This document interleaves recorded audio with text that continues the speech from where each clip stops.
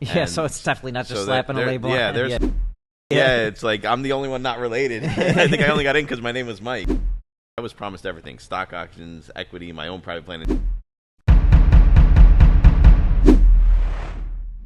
Let's do it, Mike. Cheers. Ready? Happy Cheers. Forget About It Friday. Happy Forget About It Friday. Which I had 2 coffees today already. I don't know how well this is going to go with an espresso right now for me. It's going to be, don't put this on 2X then. Like, this is not a 2X episode because we're going to be talking fast. Yeah, so. I'm going to be hyped up, man. Awesome. Yeah. But yeah, thanks for doing a podcast, man. I feel like it was cool. I went on yours, and that's how we met, obviously, and now I feel like it's cool, like full circle moment. You're coming on ours, so I don't know if you want to get into how we met first or kind of your background first. Yeah, I mean, I think you mentioned the podcast. I think that's a unique thing. It's exciting to be at this desk, man. I've seen it online, and it's funny. I've been a fan of hardcore for a long time, and I remember asking you to be on the show, and you were like, "I'm building my podcast. Like, let me get some things set up, and then we'll have it." And I've been a fan of the brand for a really long time, and you're gracious enough to come on the podcast, and I know we're going to get into it a little bit on this episode, but we struck up a friendship, and kind of a business relationship as well, and it's just been really neat to get to be a part of the brand and really learn. I've always been a fan of learning about how it started, but really to learn how you're growing it and how it's getting bigger is really neat. So I'm looking forward to diving into it. Yeah, you're right. No, I always remembered you liked all our stuff, and you were always wearing our stuff. I started recognizing you because you were always in the stories, and probably Justin would be throwing you up, and I would follow you. Then I saw it. Then I started seeing your reels, and I saw you're a business guy too. So yeah, when you asked for the podcast, I'm like, hell yeah, yeah, and it was good, and you were great. I mean, sharing your story and hearing the background and all of it, it was neat to get to know more about you. And like I said, and we've talked about this, right? Like you telling your story more and you being out there more. I think it's such a unique part of the brand. And then obviously meeting everybody involved, your mom, your dad, your fiance, your sister. I mean, just how much the family's involved, even your godmother. Yeah, I was going to say, you just met my aunt, who does the books. Yeah, it's like I'm the only one not related. I think I only got in because my name was Mike, Yeah, for real, true. But yeah, I think... Tell us a little bit about your story then with business and stuff like that, because I think that's kind of what started everything between us, the friendship and the podcast and all. That's how we clicked too, Yeah, and I mean, obviously, I'm 44 years old, and the typical entrepreneur story, it seems like now, but it didn't seem like it back then. I was a terrible student. I failed first grade. It's a chapter in my book called I Failed First Grade because that's what I measured myself by as a kid my whole time when I was in elementary school, middle, and high school. So I did other things. Typical things. I sold candy. I was always hustling and doing some sort of different things, with my friends and how can we, get a business and knock on people's doors and wash cars and all that stuff. But I never knew the word entrepreneur. Graduated high school barely. I think I graduated was like a 1.8. And all my friends went off to 4-year universities. I ended up staying home and going to community college, which they called it Broward Community College. I lived in Florida. And it was called Beer Can College because that's really all you did was drink. And kind of loafed around. I took a year off, didn't know what I wanted to do, ended up substitute teaching. One of my old teachers, I was waiting tables at one point, came in and said, "Hey, do you want to sub?" And I was like, that sounds like the easiest job ever. And I fell in love with education. So I went right to my college. I said, what can I do that I have the most credits in and I get a degree? And she goes, psychology and theology. So, and I had majored in everything at some point. I had done accounting, I'd done marketing, I'd done everything. I just never, in school, I never really clinged to any of it. So I said, great, got that done. And ended up teaching, taught for the better part of a decade. In that time, got married, had a kid. My wife was pregnant with our second kid, and I got my master's degree. And I unknowingly went to work for a startup. I got an assistant principal job in the school. And this is really where the business journey started. They asked me to go and do a presentation. And I said, okay. And they said, it's a sales presentation. I'm like, whoa, I'm not a sales guy. I'm a teacher. Yeah. And she's like, no, just go demonstrate how you use the platform in the classroom, what it has and all that. So went and did that demonstration, showed that, and she's like, you're really good at this. And I'm like, oh, okay, great. Like, I don't know what I'm doing, but sure. Yeah. And basically helped grow this small startup. We grew it to about 34 different states. And while it was growing, they were trying to seek funding. They were trying to seek VC funding into the business. And I didn't know anything about that world, so I was promised everything: stock options, equity, my own private plan. And here I am thinking, man, this is it. I finally the terrible kid who failed first grade is going to be a millionaire. Like, oh my gosh, I've made it. And we ended up getting investment from a guy by the name of Wayne Huizinga, which if you don't know who he is, big South Florida guy, used to own Blockbuster, the Miami Dolphins, and he actually had his own private 747 jet. That every time I would go to the airport, I would see that plane, and I finally got to fly on that plane when he invested money in that company. But long story short, he sold the company, and I got nothing. No stock, no equity, no anything.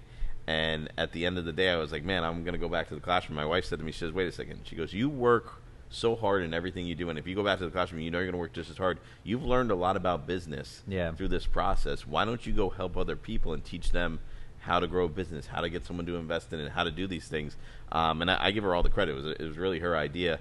And I did that, and the rest is history. I've been doing that now. So my career's almost split in two. So I did about 11 to 12 years in the classroom, and I've been doing this now for about 12 years. So. That's awesome. Yeah. You reminded me, too. Same thing with me with the GPA in school and stuff. Like, I went to NIU, but still my GPA the whole time. Like, high school, college was not good. So you reminded me, like, do you ever see there's a bunch of people, like, who end up being rich, who get the Ferraris and stuff like that. They make their license plate their GPA. So someone have a Ferrari and it'll say like 1.8 GPA and stuff like that. So that's got to be the goal for us, man. you know? Well, I wish I would have known about it as a kid too, because even my son Anthony just graduated 8th grade. I don't know why kids graduate 8th grade now, but and we're at the award ceremony, and he got a couple things, but kids are going up there and they look like Mr. T. They got all these medals, and Anthony, who you've met, leans into me and goes, entrepreneurs don't get those. He knows that's not the goal. He goes, I got to go through this process to be an entrepreneur, and that's where the real win is. So he wants to be an entrepreneur too, huh? Yeah. But so tell me about just too, like how you said they promised you all this stuff and they didn't come through. Like, I feel like that happens a lot in business where people just, I don't know, they say one thing and they do another, or they backstab or this or that. I mean, it sounded like you took it and turned it into a positive. I mean, or were you pissed for like a year, or like right away? Did you kind of like, how did it transition into? Because I know your wife brought it up, which is awesome. But like, what was your feelings when that happened? Yeah, I mean, I'm Italian, so I was angry about it for a good 7 years. You know? I think still got the grudge. I got over it right before this podcast. You know, no, I mean, look, and I think that's the hardest thing to learn. There's some of it that's blame on me, because I think I also overly understood what I was being told, or I think sometimes in business, especially when you're inexperienced, you hear things, you're like, oh, this is great. Like, I see a lot of entrepreneurs do this. Well, we have this great deal that's coming in. Yeah. And it's like, oh, well, do we have a contract? No, we haven't signed the deal. But they're really excited and they want to do it, and they say they love our product. Until you have something in writing, and that was the hardest thing I learned in the process. So part of the blame comes from me, and this is a byproduct of being a bad student, right? Not educating myself. It's a lesson I had to learn. You still have to educate yourself. Like, you don't, just because you're not good at school and you found something else to do doesn't mean you stop learning. Yeah. You just now have to, know what you need to learn instead of someone telling you what to learn. Oh, yeah. And that was the toughest lesson I had to do with that. But it was tough. Yeah, I mean, I pointed a lot of fingers and got angry at people. And, I mean, there was a lot of frustrated periods, too, where I'm like, how could they do this to me? How could you lie to me? How could you tell me this? And there's a good story in my book about how it, the whole thing unfolded. The end is very interesting. It involves, cliffhanger and I'll sort of tease it, but it involves I wish we had a book. The former president of Nicaragua, a 7-course meal and some cigars. I mean, it's really, and then getting taken to a room where it was Joe Pesci style. I thought I was getting whacked. I got taken into a room and chairs and a bunch of circles. It's a long story for another day, but yeah, I mean, and that's a part of business though. And I think the thing I love about even working with you in hardcore and being around people, I think we talked about this with Rocco yesterday even, I love in business though when people are honest. Hey, I made a mistake. I'm not doing the right thing. I can help you. And you start to learn real quickly when you get good at this, who's the liars and who are the people who are just, and yes is probably the biggest lie you'll hear sometimes. Who are the people that are just saying yes and lying to you, and then who are the people that are being honest and owning up to their mistakes and growing. That's a big difference. Yeah, exactly. You hit the nail on the head too. Just, you got to always be learning. School never stops. Yep. It doesn't matter if you have a business or not, in my opinion. You always got to be learning and improving your craft. It doesn't matter who you are, what you do. For sure. So that's something, I don't know if that's an Italian thing too, but my parents would always say, like, I don't care if you're a janitor, be the best janitor that ever existed. Like, always be doing better, trying hard, like, learning. Maybe that's a first to third thing. That's a hardcore thing, or a little bit of both, but that's how I was raised, is you got to just be, constantly improving and doing your best. So yeah, for sure. And I think it is. Even my grandfather, like you said, I mean, he was a mechanic, and did maintenance. But he showed up at the work on time, early. Like, I remember I could hear his keys clinging in my ears still, but he always showed up. He always did what he needed to do. He always gave it 110%. Even when I was a kid, I was doing my Eagle Scout project. I was in the Boy Scouts. And there was a lot of kids there, and everyone's like, my grandfather the night before was doing something in the house. He broke a rib. And he, I didn't know this afterwards. He wrapped it up, came to my Eagle Scout project. We were putting plants in front of a school, making it look nice. And he's sitting there with a shovel, and all these other kids are sitting around, not doing things. And he's like, come on, kids. And he's going, So I think it's an Italian thing, but I think it's also a personality thing. Yeah, that's true. It's what you do with it. It's what you do with the gift you've been given. And I think the great Italians we see do that. Yeah, yeah, 1,000%. That's a perfect way to put it. That's because I think if you have to recognize like the grandparents and our parents and the struggle and kind of the opportunity and what they did, and how good we have it. So yeah, that's true. That makes sense. But tell me a little bit more then about just how you've been feeling about hardcore and how we got into like. Yeah. I don't know. I mean, did you even, when we were talking and we kind of first started working it, because it's almost been a year now, right? I think September will be a year. Yeah, I mean, it's been a while now. I mean, tell me, did you picture it how it was, like, from the outside in? I mean, when we first got started, you think you'd even be working with us still now? Like, tell me your thoughts and kind of what you'd handle with us and everything, man. No, I mean, it's funny, too. And it is, I mean, even this set, right? This is a beautiful set. And I'm like, oh, man, they must have this huge warehouse and this really big thing. Like, you guys look amazing online. And I think you've done a good job of putting that out there and the success of it. But it was definitely a little different than I thought when I came in because, and I think, too, even you, I don't think you give yourself enough credit of how amazing this company is. You guys have had such amazing growth, I think, and because your mission and vision is very clear. Yeah. But I think coming into it, the thing I really didn't know that I think is just your family. I mean, like, even last night at dinner afterwards, I was thinking, I'm like, man, what a cool thing, it is that you guys, and I know there's been tough times and easy times, and, it's a little bit of both, but it's really neat to see a family business, and that's the biggest surprise to me is how involved your dad is, how involved your mom is.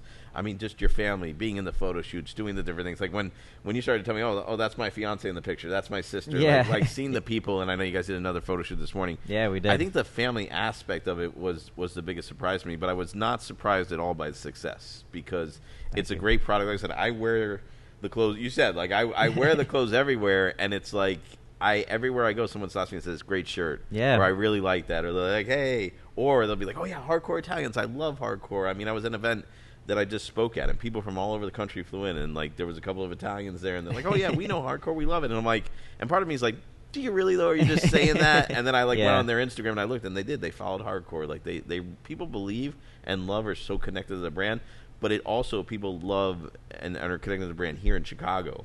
Yeah, and working with it in your family. I mean, there's a connection to this brand that I am just blown away by, and that I would say that's the biggest thing. Obviously, there's all the business stuff and all that, but I think that's really the coolest thing for me that I did not expect to see was that. Yeah, yeah. Thank you. I appreciate that, and yeah, especially with the merch too. I know exactly what you mean. You can't wear something without somebody giving you a compliment. Even today with the photo shoot, like someone was laughing at the shirt. This one says Italy's always a good idea in the back, and they're like, that is always a good idea. Like every time I wear a shirt too out in public, people say something. It's awesome, and yeah, it's crazy to see how many people know hardcore now. Honestly, it is kind of cool, and you don't think about it, but. I mean, you're right. It's kind of known. That's why, like, and even like you said, that's why I'm in the Shirt of the Month Club. Like every month, I get a shirt that like is a conversation piece for me going out. Whether it's during the holidays, whether it's like the Father's Day shirt, you know, I mean, whatever it is. Well, that wasn't a Shirt of the Month Club one, but like whatever they are, the pizza one, they're always something that like sparks up a conversation. And what I do as a consultant, that's important. Like the conversation and breaking the ice and being able to talk to people is really important. So while it's like, it's cool to have it as a close, it also really has helped me a lot in business, believe it or not. Yeah. Oh, yeah, for sure. No, I have one of my buddies is a tire, like he sells tires, and he says if he walks into a place and they're Italian, he says he always brings up hardcore every time. He's like, because if they either know, he's like, they know of it, which is crazy, and like I got it in, and he's like, if they don't know, then I tell them about it, and they're like, they love it. So he's like, I always bring it up. Yeah. So yeah, that's funny, but yeah, I mean that's the thing too, is just creating conversations and talking about it. I feel like that's how the mission keeps growing. It doesn't die. Like you want to have stuff that stands out and gets people talking. I wore like that new Venice shirt we had to Home Goods the other day, and someone was talking to us 15 minutes about how he traveled to Venice and where the best spots are and and he wasn't even Italian, so it's like you don't even have to be Italian, and that's a great thing. Like it's not just Italian people, it's everybody, right? Everyone wants to be a part of this conversation, but most people, I think people want to connect with people. And I think the fact that people recognize it and are able to see it everywhere, I think that's a good thing. Tell me about too just your role and what you've been helping us out with for people who don't know, like Yeah. I mean, I really have enjoyed kind of the operation side. And you coming in as a CEO, you're someone who's doing a lot of different things in the business. You're doing the marketing, you're doing the e-commerce, you're running the ads, you're doing all these different unique things. And what I do as an outsourced COO is I come in and say, hey, how do we take stuff off your plate so you can focus on the most important things that you've been working on? And we've been looking at how do we grow and scale this thing. I mean, we're recording now in our beautiful media studio, but we did this originally. This was the warehouse. This is where things were happening. helping. How do we grow? We transitioned to the fulfillment center. What was that move? And being involved in that with you guys, and my goal anytime I come to an organization is just how do we best utilize the people we have. It's kind of like a baseball team we talked about first. Yeah. How do we put people in the right place so the business can grow and be successful? And that's really what I've tried to come in here and do. And you and I have been working on this. And I think you as a CEO, one of the things I love is you understand this is a moving target, though. It's not like, hey, Mike, here, just give me the recipe and I'm going to go execute it. We keep perfecting it. And we keep saying, okay, what's working, what's not working. And I think that's important in business and leadership to have that quality of like, okay, how do we continually look at this? I mean, how many times a day do we talk? Yeah. It's how do we look at this and say, how do we scale the mission and vision of the company? And I think you being focused on that, and I appreciate you bringing me in because that's really what we're trying to do is grow this and get it to more people like Italians that haven't seen this, because we said there's so many people that know what hardcore is, and there's so many people that we go see and they understand that. But what about the people that don't know what hardcore is? How are we connecting with them? And that's the goal. I mean, we want every Italian and every Italian American and everybody that loves Italian American culture to know about this. That's what we're trying to move towards. Yeah, exactly. I mean, that, like I said earlier too, it's the only way to keep it growing and expanding to the new generation. So yeah, that's why I appreciate all the help, man. It's been awesome. And yeah, but there's a lot of good stuff to look forward to. I mean, the whole transition to the 3PL was a big decision. I mean, I feel like you really helped that a lot. And like you said, you got good at writing the contracts and stuff. And not only did you write it, you came in this weekend, followed up on it, making sure it's smooth. And yeah, it involves a lot of people, man. It's a big, even though it's family, it still involves a lot of people. It's crazy. Yeah, and the right people. I think that's important. And it's hard. And I think too, when you're in it, and obviously, like you mentioned, I live in Florida. Coming up here, I think sometimes just coming in as an outside eye or an outside voice and being able to see things is important in all aspects of our lives, right? It's why we travel. It's why Italy's a good idea. Get out of your comfort zone, go somewhere else and see things differently. Yeah. And I love coming in and being able to do that and kind of offer that advice and that opinion to you guys. It's really important. Thanks. And I know you travel a lot too and see everywhere, but tell me too about your upbringing in Florida, being Italian. Yeah. Is it how is it out there? Is there communities? Is it like... I always tell everybody I was Florida born but New York raised. My parents are from Long Island. They're from Massapequa. So shout out to anybody in Massapequa who's listening. All American, one of the best hamburgers. They hung out there when they were a kid, and it's still like the best hamburger you could ever get. Like In-N-Out school and everything, like everybody knows that. But All American in Massapequa, like legendary burger. My mom graduated high school with Jerry Seinfeld. We were talking about that, but they moved down here. And when I was born, there was not a lot of people. It was just me and my grandparents, and my sister and my mom and my dad. There kind of was an Italian community. I'm still connected to it a lot. You always bump into Italians everywhere you go. It's not as big as it used to be. I think that's everywhere. It's really changing, but there was, and we were connected to different things. And there was a pizzeria right across the street, Paolo's Pizza, we used to go to, and which actually Tommy Lasorda always used to eat there when he was in Florida. Yeah, he was actually Paolo and Tommy were very close. Oh, cool. And his son actually ended up playing for the Dodgers at one point because he played baseball. There's a baseball field right behind there. I mean, and that's the thing. Like even when I was a kid, we used to walk to the baseball field and then go. And we walked to the pizza parlor. It was like it really was like an Italian community because you knew where everybody was and you knew where they were at. But like family wise, it was very small for me. Okay. So I've always admired like the big Italian families and all those things. I mean, those were always what was really, and even my cousins being up north, I was always like, man, that's really cool. So I have 4 kids now. So for me, like I love, like we have as many holidays as we can at our house. Yeah. Whether it's Christmas, Father's Day, Mother's Day. I mean, whatever it is, we tell everybody, just come to our house. And my mother-in-law, my mom, they cook, they help bring food. So it's nice. It's a lot of fun. It was a unique experience, though, because I think I always felt, though, a little left out. Like, I didn't get the real Italian experience. You know what I mean? Like, well, I live in Florida. It's nice, but this is where people go for witness protection. We didn't have – it wasn't New York. It wasn't Chicago. It wasn't like – you always felt like you were kind of faking it a little bit, to be honest with you. I feel like a lot of people go to Florida now, though. Like, people from New York are moving there. Chicago are moving there. Like, there's a community – like, I know a lot of people, snowbirds of Italians in Chicago go there and stuff like that, too. So – I feel like Florida's definitely it's probably in one of our top 5, I'd say 5, 6 like states and that we sell to, so it's up there. There's definitely a lot of Italians out there. That's funny though you said that. And yeah, you're kind of making your own now with 4 kids and always having the holidays and stuff. So you're doing it right, man. Oh yeah, you're doing it right. What do you think of? I mean, you've been to Chicago obviously before. Yeah. Hardcore, but I mean, what do you think of Chicago and the differences? I feel like you're always commenting the food and the what food, I mean? Yeah, the food's amazing. Like we were even talking, like if my flight gets canceled, oh no, I get another meal in Chicago. That's what a shame. I mean, just everything from breakfast, lunch, and dinner. I mean, you guys, and I feel like it's the same way in New York, right? You do it right. Like if you really want to have a good bagel, and it's the bread. To me, it comes down to the bread. Yeah, I mean, that's what you're saying. Yeah. I mean, even at dinner last night, you're like, "How's it different?" I'm like, "I don't know. It just tastes different." And I'm sitting there and I'm mopping up, That's the way to do it. I think the bread, the steaks, and I think it's the food, but it's also the hospitality. Yeah. Like we've gone out a couple times to an Italian restaurant, and I mean, how many people did we see last night that you knew? And they're coming up and they're saying hi, and we went to, I forget the name of the other place we went to that night and had dinner, and the lady brought out the brajol and all the other stuff, and Gigi over at Capri. Capri, I mean, it's just it's not just the food, it's the experience. That's really cool, man. That's what I really get a kick out of coming here. And the food's really good, but you feel like it's like a family dinner. Yeah. Where sometimes, and you even said you have good Italian restaurants. I mean, we do, and there's a place we go, Mazzola's. We know the family there. They're really nice. Another one, Capriccio's, which is a little more, a little more fancy, if you will.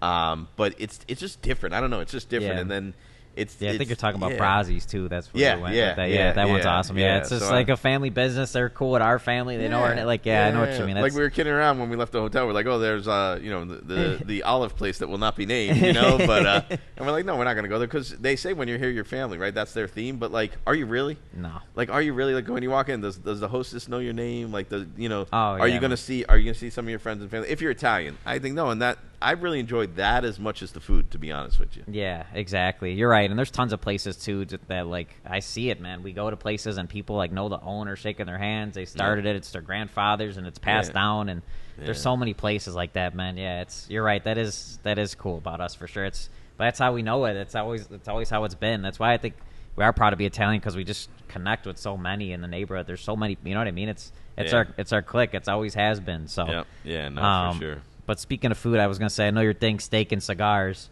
So I kind of wanted to talk about the cigars and just mention, too, how basically how you're involved in other businesses, obviously outside of us, and how you're making your own business with Guido Cigars. I think that's cool because obviously it's got the Italian spin. Yep. Why don't you tell us a little bit about just your products, too, the book, the consulting, the cigars, the book. Get into a little bit of that. Plug yourself, if you will. I mean, the book is called like Socks on a Rooster. I'll start with that because that's a nod to my father. And when we were kids, I say we didn't have a lot of money, so my dad would rearrange the furniture, which I still hate to this day.